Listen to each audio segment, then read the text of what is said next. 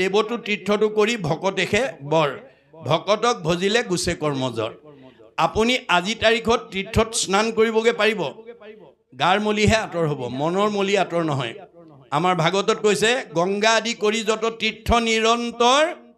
কেৱলে হৰন্ত মাত্ৰ পাপ শৰীৰৰ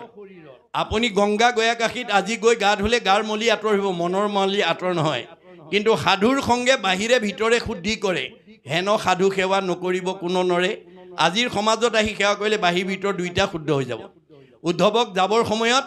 উদ্ধৱে কৈছিল প্ৰভু তুমি মোক এৰি থৈ গ'লে নহ'ব তোমাৰ অবিহনে মোৰ জগত অন্ধকাৰ তোমাৰ লগত মোৰ 5 বছৰ বয়সৰ পৰাই নিবিড় সম্পৰ্ক তুমি মোৰ বৰদেউতা ল'ৰা বসুদেৱৰ পুত্ৰ আৰু মই তোমাৰ খুৰাৰ পুত্ৰ দেৱভাগৰ পুত্ৰ মই উদ্ধৱ বংশৰ পালৰ পৰা তুমি মই ককাই ভাই আৰু ভক্তিৰ দিশত তুমি মোৰ আৰাধ্য দেৱ গতিকে তুমি অকলে গুচি গ'লে নহ'ব মোক লগত নিব লাগিব তেতিয়া কৃষ্ণ